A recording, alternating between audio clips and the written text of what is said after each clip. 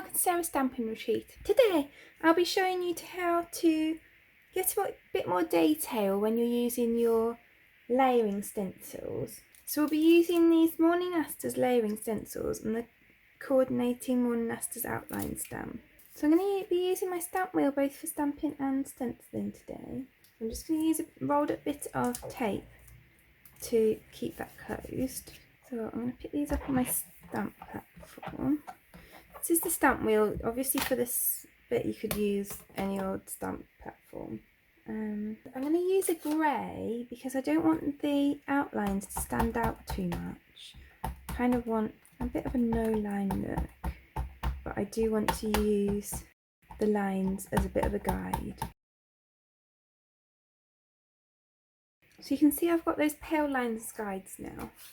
Then I'm going to leave this on here because this surface is really good for stenciling as well. So it's going to hold my card in place, but it's also going to hold my stencils in place. So I'm going to start with stencil 1, and I'm lining it up, and then I'm going to push it down around the sides because that will keep the stencil in place. So I'm going to use this summer sherbet pack of inks today. So I'm going to use the Citrus Burst first. And I finally got some more of these mini blending brushes. You can see I've used one already. If you've seen some of my videos before, you might have seen one where I've been using these because I've had one for maybe a couple of months and I loved it so much that I've been desperate to get some more, but first they were out of stock and then I ordered them with my stamp wheel, which was on a waiting list, so then I had to wait for that. So I've only just got them like a couple of weeks ago. So then I'm going to come in with the next layers, and I'm going to do that in sun-kissed ink. And then I'm just going to come in with this Redwood Fresh Dye Ink. And then I've got this pack of detail bending brushes, and I'm just going to take this medium one, which is the number 7, and I'm just going to use that to add a bit of this brown to the middle. And then I'm going to do another layer of that in this third one. So that'll just be slightly kind of like tone on tone. And then I'm going to go with this pink pearl. So then I'm going to go in with these leaves. So I'm going to go in with the limeade first.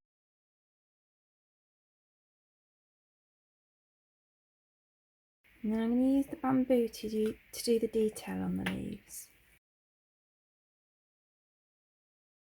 So there's my stenciled flower, which, as nice as it is, but I want to just add a little something. So I'm going to bring in this set of primaries from the Aqua Blends by Spectrum Noir, and I'm just going to use some of those to kind of like add some details.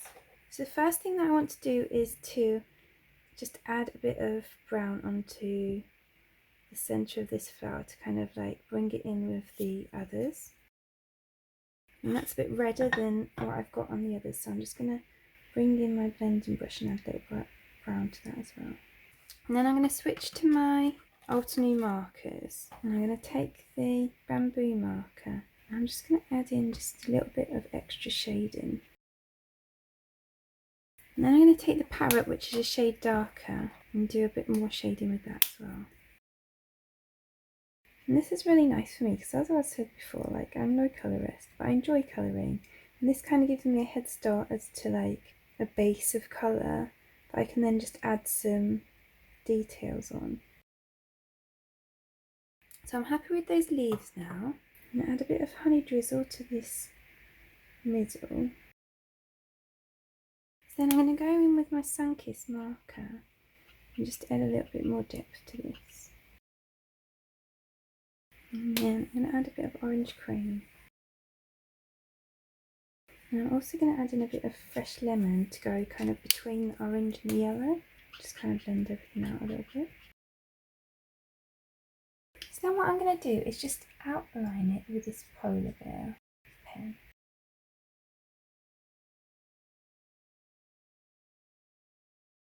And I've got this Hope You Have an Awesome Day stamp. Then I'm going to use that same Redwood ink to ink that up. Then there's today's card finished.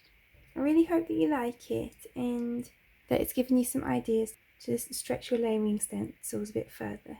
If you enjoyed this video, I'd really appreciate you clicking like below, and you can also press subscribe if you'd like to see future videos. If you press the bell button and select all, then YouTube will also notify you when I've got a new video available.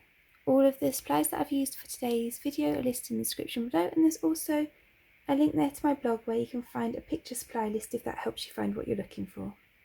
Thank you so much for joining me today. I hope to see you again soon.